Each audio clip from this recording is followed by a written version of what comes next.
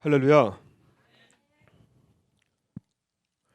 우리 마태복음 5장 7절 다 같이 읽겠습니다. 긍휼히 여기는 자는 복이 있나니 저희가 긍휼히 여김을 받을 것이요. 아멘. 한국의 한 방송 프로그램, 일본에서도 꽤 유명한 프로그램이 있습니다. 나 혼자 산다.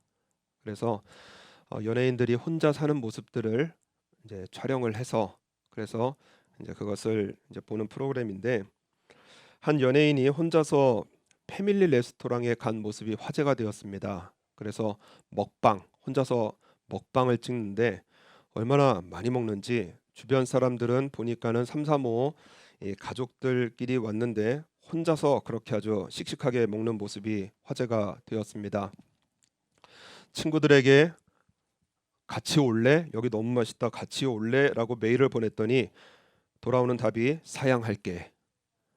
남자끼리 거길 왜 가니? 하면서 답을 받으면서 혼자서 이제 밥을 먹으면서 핸드폰으로 자신의 모습을 촬영하기도 하고, 그리고 무엇인가 보기도 하면서 이런 장면이 방송이 되었습니다.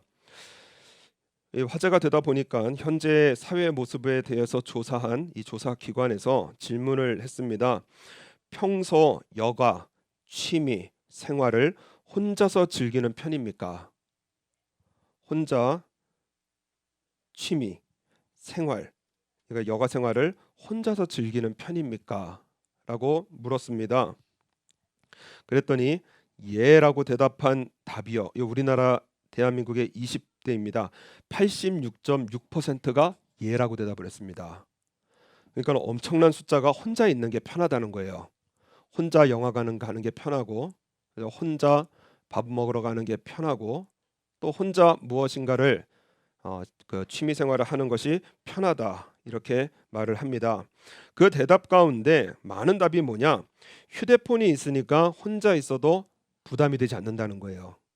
휴대폰이 없으면 이렇게 두리번 해야 되고 저 사람들의 얼굴을 쳐다봐야 되는데, 휴대폰이 있으니까 혼자 있어도 부담되지 않는다라는 답변이 많습니다. 그래서 외롭지 않다, 이렇게 얘기를 해요. 그런데 사회 내면을 들여다보면은 한국의 고독 지수라고 있습니다. 고독 지수. 그러니까는 고독함, 마음의 그 사비시사, 그 외로움, 그거를 점수를 냈는데 한국의 20대가 몇 점을 받느냐? 78점을 받았습니다. 높은 점수예요. 그러면은 이것을 사람 수로 계산을 해보면 10명 중에 6명, 7명이 고독하다, 이거를 느낀다고 합니다. 그 중에 한두 명은 우울함을 느끼는 거예요. 그래서 삶에 어떠한 즐거움이 없이 그렇게 살아가고 있습니다. 그러니까는 핸드폰 있으면 괜찮다. 지난주에 말씀드렸지만 혼밥, 혼술, 이것이 어떠한 트렌드다 하고 하지만은 이 한국 사회의 뚜껑을 열어보니까 전혀 그렇지가 않습니다. 복이 없는 사회의 모습을 그대로 숫자로 나타내주고 있습니다.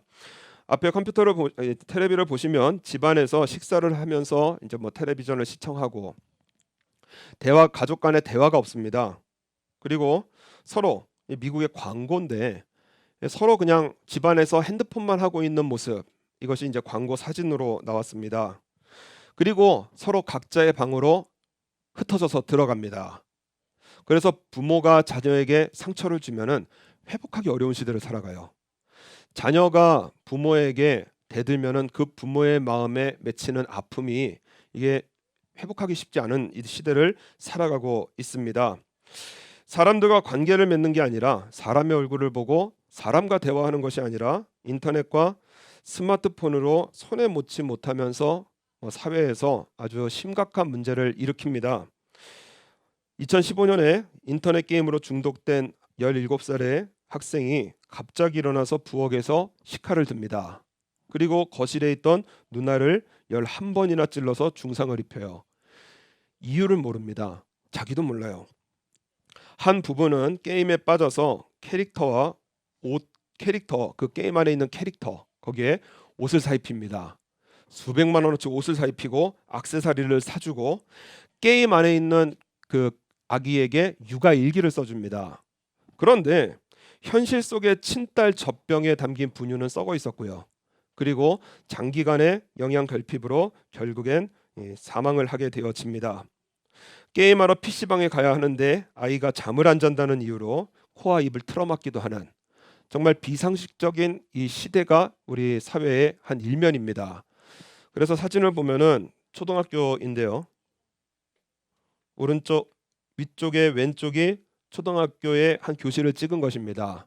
쉬는 시간에 아이들끼리 노는 게 없습니다. 핸드폰으로 대화해요. 핸드폰으로 옆에 있는데 문자를 보냅니다. 미국도 틀리지 않습니다. 스마트폰 사줄까 말까. 아이 5명 중 1명이 중독돼 있어서 그래서 사람들을 보지 않고 사람들을 생각하지 않고 자기 세계 속에 사로잡혀서 살아가고 있습니다. 밑에 사진 보시면은 이 교회 청년부입니다. 기독신문이거든요. 청년부의 사진을 찍으니까 그냥 서로 핸드폰만 바라보고 있는 거예요. 교제가 없습니다. 대화가 없습니다. 핸드폰만 바라보고 있습니다. 이 핸드폰은 이 예배의 모습도 그렇지만은 그 위에 왼쪽 사진을 보면은 미국의 한 교회입니다. 예배를 기다리고 있는데 사람들이 핸드폰만 보고 있어요. 기도도 없고 묵상도 없습니다. 오른쪽 사진, 지금 고개를 숙이고 계신 분이 인사를 하는 게 아니라 이분이 이날 사랑에 대해서 설교를 하고 있으셨습니다. 그런데 앞에 한 성도가 계속해서 핸드폰을 보고 있는 거예요.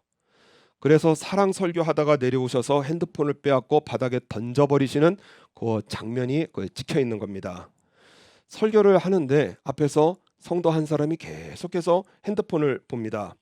그래서 통계를 내봤습니다. 핸드폰 중에 예배 중에 핸드폰 꺼냅니까? 그랬더니 그 빨간 59.2%가 예배 중에 핸드폰을 꺼내서 본다라는 거예요. 가운데 사진은 미국의 청년이 문자로 보내는 장면이고 이 예배 가운데서도 핸드폰을 만지는 것이 얼마나 심각한지 사랑과의 단절, 하나님과의 단절. 그래서 하나님께서도 응답해 주실 때 핸드폰으로 터치해 주옵소서 하는 이러한 풍자적인 이러한 그림이 그려져 있습니다. 이 핸드폰은 신체적으로요. 뇌 손상을 가져오고 사물과 환경을 인지할 수 있는 능력을 떨어뜨리고 그래서 우리 기억 상실 인지쇼 노인성 치매의 원인이 되어지기도 합니다. 정서적으로 충돌 조절 장애를 일으키고 그리고 사회적 단절을 일으키기 때문에 대책 마련이 없다면 미국 미래의 사회에 정말 한국 이 모든 세계가 큰 부담으로 다가올 것이라고 이제 전문가들이 예측을 합니다. 사람이 사람을 돌아보지 않는 시대를 살아가고 있습니다. 그래서 말이 험해지고요. 그리고 상처 주는 일에 무감각해지고 이런 사회를 살아가고 있는데 예수님께서는 이 긍휼이 없는 사회를 마음의 완악함이라고 하면서 분노하십니다. 마가복음 3장의 말씀에 보면은 한편에 손이 마른 사람이 등장을 합니다. 그때에 안식일이었습니다. 그랬더니 그 시대가 어떤 시대냐?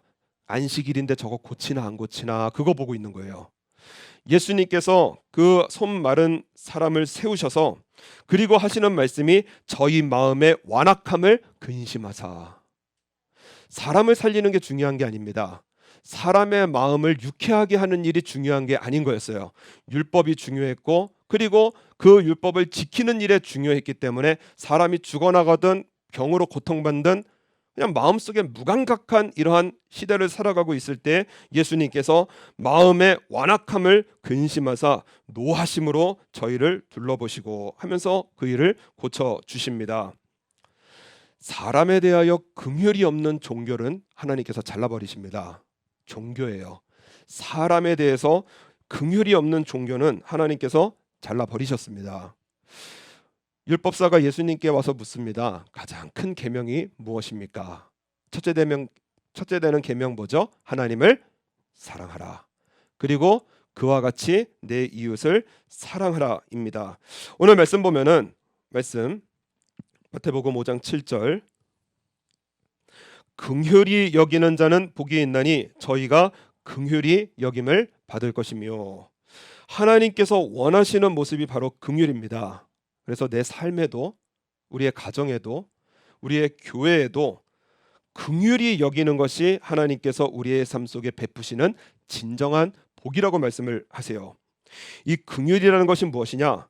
우리에게 긍휼히 여기라고 하시는데, 이 긍휼이라는 것은 무엇이냐면은 하나님께서 나에게 긍휼을 베푸신 아버지 하나님이십니다. 이 긍휼이라는 것은 세상에도 얘기를 해요. 불교에서도 불쌍한 사람 도와주라 하고요. 유교에서도 말을 하고, 세상에 많은 위대한 삶을 산 사람들은 긍휼에 대해서 말을 합니다. 그러나 하나님께서 말씀하시는 긍휼, 헤세드라고 하는 이 긍휼은 세상과 다른 긍휼입니다. 하나님께서 사람이 돼서 이 땅에 오셨어요. 저와 여러분에게 긍휼을 베푸시고자 하나님께서 사람이 돼서 이 땅에 오셨습니다. 우리 예수님이십니다. 그래서 율법과 심판의 입장에 서신 것이 아니라 누구의 입장에 서시느냐? 나의 입장에 서셨어요. 나의 입장에 서셔서, 그래서 내가 받을 모든 심판을 다 받으셨습니다. 이것이 긍휼이에요. 내가 맞을 매를 예수님께서 맞으셨고요. 내가 못 박힐 십자가에 예수님께서 못이 박히셨습니다. 이것이 긍휼이에요. 내가 죽어야 될 자리에 예수님께서 대신 죽으셨어요. 세상에서 형언할 수 없는 온갖 모진 고초를 다 받으시고 예수님께서 나를 위해서 죽으시고 나를 구원하셨습니다. 이것이 바로 예수님의 긍휼입니다. 그래서 나에게 긍휼을 베푸신다라는 것은 내 입장에서 나를 생각하시는 거예요. 왕의 입장에서, 심판자의 입장에서 내가 왜 죄에 빠지는지, 내가 왜 연약해서 넘어지는지, 내가 왜 절망에 빠져서 그렇게 몸부림치는지 이해 못하고 그냥 나를 믿어, 나 믿으면 너네 잘할 수 있어, 이런 하나님이 아니시라. 육체를 입고 오셔서 내가 죄에 빠지는 것들, 내가 연약한 것들, 짓고 또 짓는 죄들 알면서도 그냥 손이 가는 이 죄들, 이 죄성들을 우리 예수님께서 다 아시고 긍휼을 베푸셔서 십자가에서 죽으셨습니다. 그래서 하나님의 긍휼은 무엇이냐?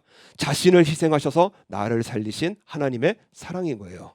이것이 바로 긍휼인 것입니다.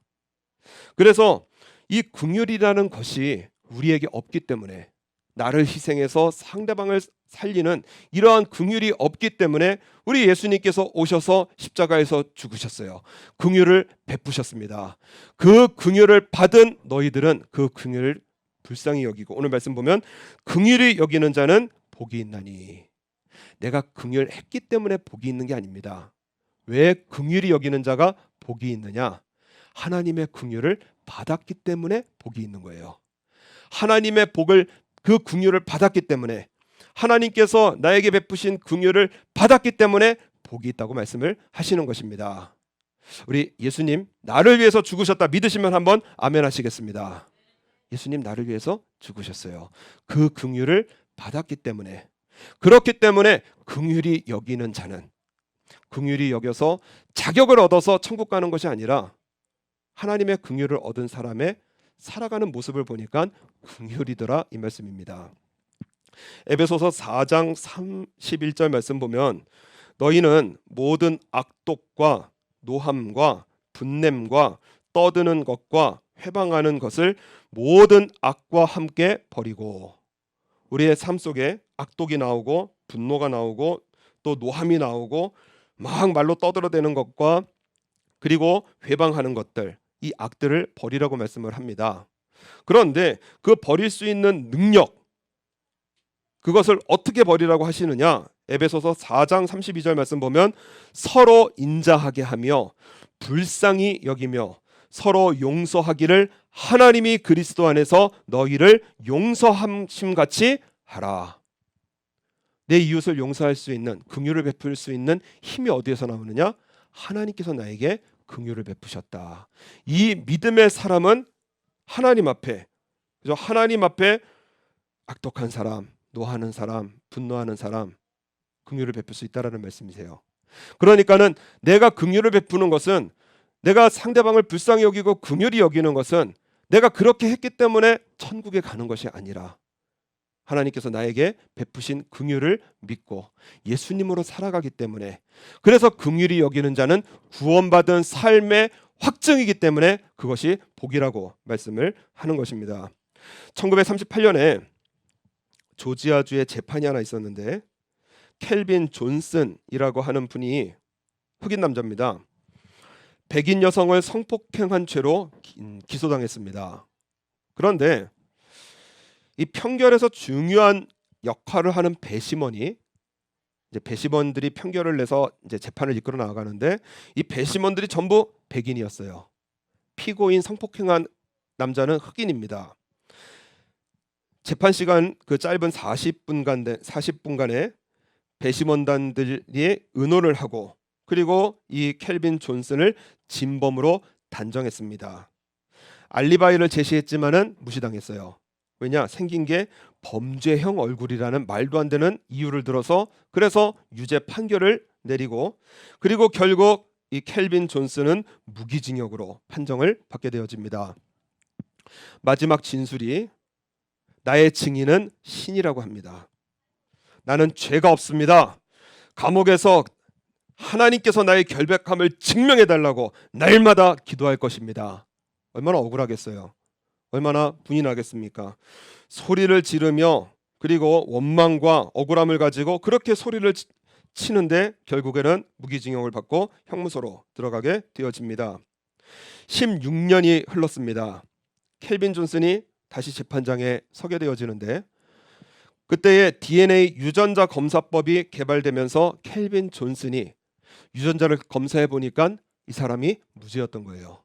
죄인은 따로 있었던 것입니다. 그래서 16년 만에 밝혀져서 다시 한번 재판을 받게 되어지고 무죄 판결을 받고 석방을 이제 받게 되어집니다. 켈빈 존슨에게 기자들이 달려와서 질문 공세를 합니다. 존슨 씨, 당신을 16년이나 감옥에 집어넣은 이 썩게 만든 이 판사들 그리고 배심원단들 증오하지 않으십니까? 보복하고 싶지 않으십니까? 그리고 이 모습만은 말이 안 되는 미국의 사법제도에 대해서 뭐라고 한마디 하시고 싶은 말이 없습니까? 자신의 얼굴 때문에 그냥 범죄짓게 생겼다고 배심원단들은 다 백인이었어요. 자신을 몰아세워서 죄인으로 낙인을 찍었습니다. 그리고 젊은 날에 갇혀서 16년이라는 세월 20살에 갇히면 36이나 되어 나오는 젊은 시절을 완전히 날려버린 이러한 이 원망이 가득했던 이 존슨 씨가 뭐라고 하느냐? 천국의 영원한 삶을 얻었기에 16년은 기꺼이 죽게 드릴 수 있습니다. 이렇게 말을 하는 거예요. 형무소 안에서 이분이 성경을 보면서 그래서 그 성경 안에서 16년간을 꾸준히 성경을 읽어가면서 그 안에서 예수님을 만나고 예수님을 믿게 되어졌습니다. 예수님이 마음에 담겨지니까는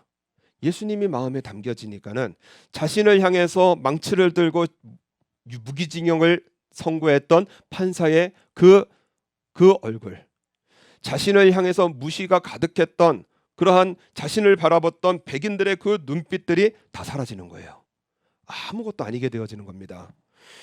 내 마음에 타오르는 증오와 분노가 나를 죽이고 있었습니다. 하지만 중요한 것은 내가 오늘 사는 것입니다.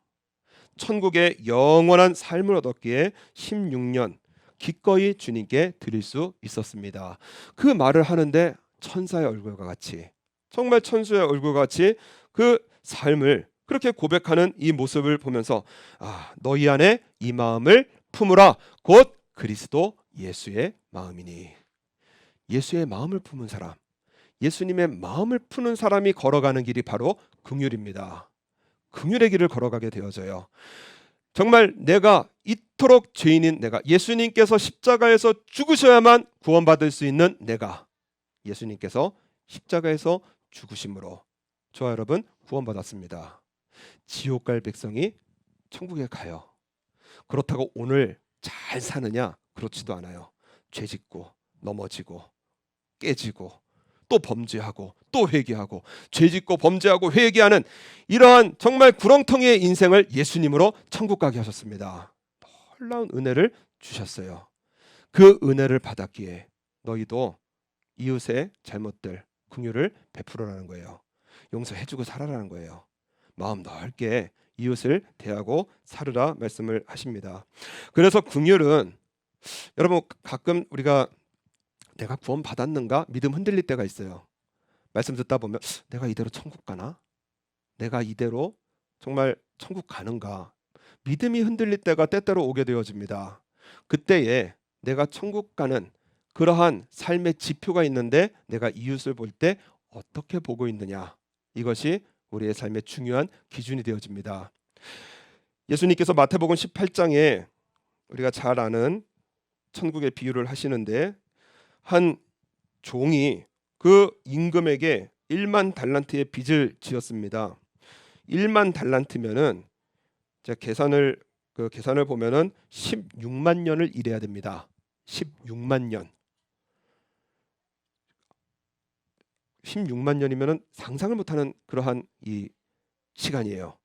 그 시간을 하루도 빠짐없이 일해야 1만 달란트라는 그 돈을 갚을 수가 있습니다. 임금이 볼 때에 이거는 못 갚는 돈이거든요. 그럴 때에 임금이 1만 달란트 빚진 자를 데리고 오게 하셔서, 그래서 내가 다 갚으리이다, 내가 다 갚으리이다 하는데 불쌍한 거예요. 긍휼을 베풀었습니다. 그래서 그 빚을 탕감을 해 주었습니다. 여러분, 우리가 100만엔만 빚이 탕감돼도 얼마나 지구 중력에서 자유로운 인생을 살 거 아니에요. 얼마나 날아다니겠어요. 으아, 100만엔 내가 갚아야 되는데 이 돈이 없어졌어. 빚이 없어졌어요. 뭐 1000만엔 빚이 없어졌어요. 얼마나 기쁘겠어요. 그런데 16만 년에 대한 돈의 이 빚을 탕감을 받았는데 그 기쁨으로 나오다가 눈에 한 사람이 띕니다. 자기 100데나리온 빌려간 사람이 눈에 띄었어요. 그 사람 부릅니다. 그리고 돈 갚으라. 조금만 기다려달라고. 갚겠다고. 그랬더니 긍휼을 베풀지 않는 겁니다. 그러면서 목을 졸라버립니다. 목을 붙들고 막 소리를 지르면서, 그러면서 당장 갚으라고. 못 갚으니까는 옥에다가 가두어 버립니다. 이 말이 저 불쌍한 옥에 갇힌 동간을 불쌍히 여긴 동료가 그 임금에게 가서 말을 합니다. 주인이 부릅니다. 그 임금이 불러서, 그래서 1만 달란트 빌린 자를 불러서 노하면서 네가 빌기에 내가 내 빚을 전부 탕감해 주었거늘. 1만 달란트의 빚, 왕이 돈이 많아서 그런 게 아니잖아요. 1만 달란트면 16만 년이면 전 재산입니다. 전 재산을 부어서 그 빚을 탕감해 주었는데, 그런데 너는 내가 너를 불쌍히 여긴 같이 너도 내 동간을 불쌍히 여김이 마땅치 아니하냐. 우리 하나님의 전 재산 바로 독생자 예수님입니다. 예수님을 우리에게 주셨어요. 그렇기 때문에 100데나리온 이거 탕감해 주는 것이 마땅하지 아니하냐. 주인이 노하며 그 빚을 다 갚도록 옥졸에게 붙이시고, 너희가 각각 중심으로 형제를 용서하지 아니하면, 긍휼을 베풀지 아니하면, 그 이웃을 돌아보지 아니하면 내 천부께서도 너희에게 이와 같이 하시리라. 내 이웃을 내가 어떻게 보고 있는가, 내 이웃을 내가 어떤 눈으로 보고 있는가가 내 구원과 직결이 되어져 있습니다. 그래서 야고보서 말씀에 보면 긍휼을 행하지 아니하는 자에게는 긍휼 없는 심판이 있으리라. 용서 못하고 정죄하고 판단하는 이 긍휼을 행하지 않는 자에게 하나님께서 긍휼이 없는 심판을 하시겠다는 거예요. 그러나 긍휼은 심판을 이기고 자랑하느니라. 이웃에게 베푼 한마디의 긍휼, 이웃에게 내민 한 번의 손길, 이 긍휼은요 하나님의 심판을 이기는, 다시 말해서 예수님의 구원을 받은 하나님의 백성의 삶의 모습이 되어집니다. 그래서요, 내가 긍휼히 여겼기 때문에 자격을 얻어서 천국 가는 게 아닙니다. 내가 긍휼을 여길 수 있는 것이 진짜 복인 것은 무엇이냐? 내가 용서받은 죄인이라는 사실을 알고 있는 거예요. 그것을 믿고 있는 것입니다. 그렇기 때문에 우리 이웃의 100데나리온은 용서해 줄 수 있는 거예요. 그것이 복이라고 하십니다. 그래서 오늘 말씀 보면은 긍휼히 여기는 자는 복이 있나니 저희가 긍휼히 여김을 받을 것이며, 하나님 앞에 심는 것은 반드시 상급이 있습니다. 내가 긍휼을 베풀면, 내가 이웃에게 긍휼을 베풀면 하나님께서 그 복을 더해 주시는데 저희가 긍휼이 여김을 받을 것이요. 하늘의 긍휼, 하나님의 긍휼이 임하게 되어져요. 그래서 내가 긍휼을 베풀면 내가 작은 자에게 냉수 한 그릇 대접하는 것도 하늘의 상급을 잃지 않는다고 했습니다. 그래서 우리 옆에 계신 분들 다 복덩어리입니다. 내 복들이에요. 다 내 복들입니다. 내가 이웃에게 잘하는 것. 우리 지난주에 목사님께서 하시는 말씀이 나비 효과다. 그죠? 나비 효과. 나비 효과는 지구 한편에서 나비가 날갯짓을 하면 그 기류가 흘러서 막 떼굴떼굴 굴러서 이 지구 반대편에서는 태풍이 일어나는 것을 나비 효과라고 합니다.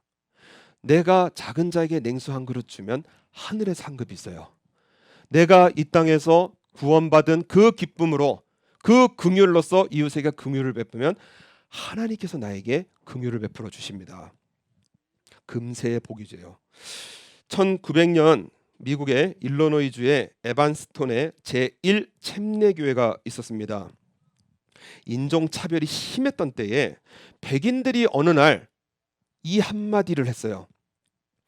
우리가 흑인들하고 예배드리는 것은 이것은 좀 수준이 없지 않아? 이 말이 돌기 시작하더니요. 그냥 쇳덩어리가 돌기 시작하더니 그더니 운동이 일어났습니다. 흑인을 쫓아내자. 그래서 흑인은 교회에서 나가라. 못 살죠. 냄새나죠. 그리고 흉하죠.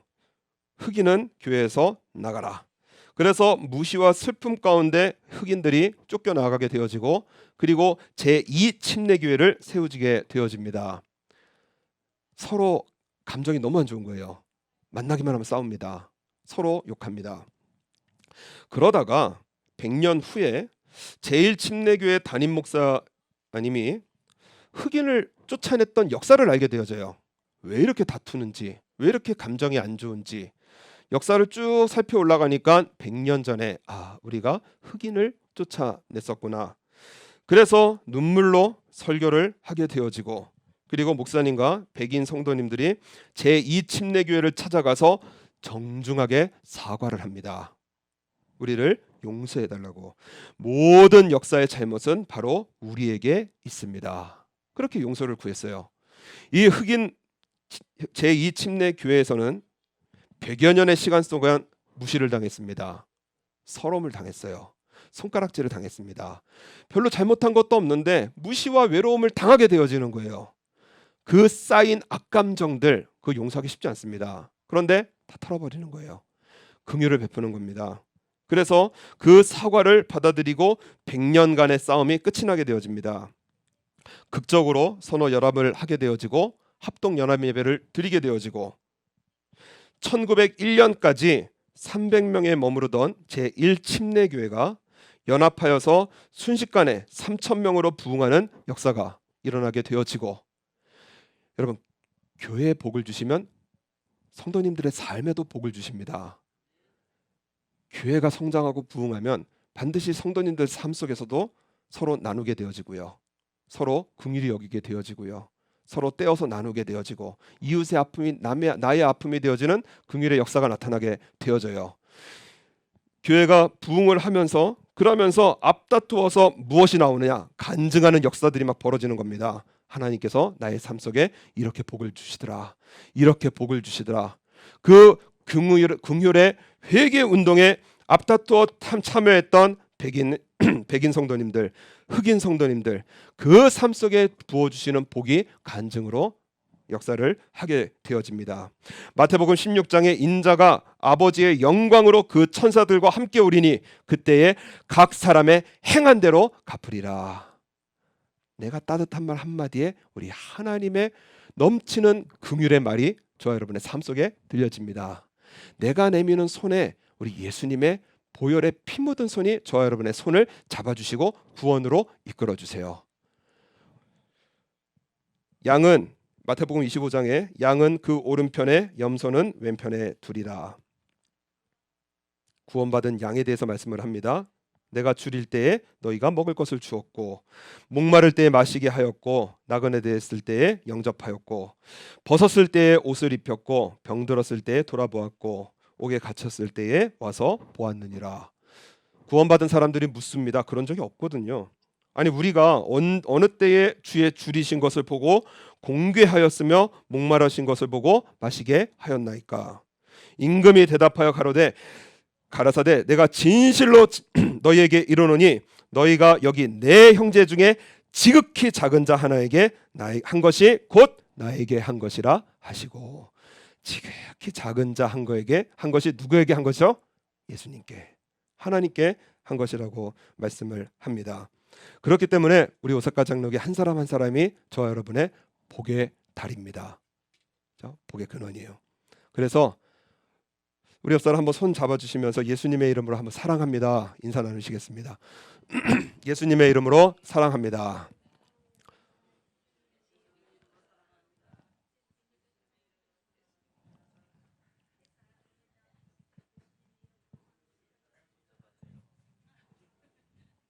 예수님의 이름으로 사랑합니다. 긍휼을 베풀고 긍휼로 받는, 이것이 하나님께서 원하시는 교회의 모습입니다. 부모가 자녀에게 긍휼로써 성내지 않게 교육하고, 또 자녀는 그것을 우리 부모님을 잘 섬기는 것이 바로 그 긍휼의 행복한 사이클로 복을 주시는 하나님의 이러한 복된 이 말씀입니다. 제가 예전에 저희 교회 예전 교회 목사님께서, 거긴 예배가 많기 때문에 8부로 예배를 드립니다. 그래서 주일 오부, 청년부 2번, 밤 예배 8번을 설교를 하시거든요. 그래서 이제 집에 들어가시는데 사모님이 나오면서 그러면서 이제 여보 하면서 눈치를 보니까는 자기한테 뭐 시킬 것 같더랍니다. 그래서 나 오늘 설교 8번 했어.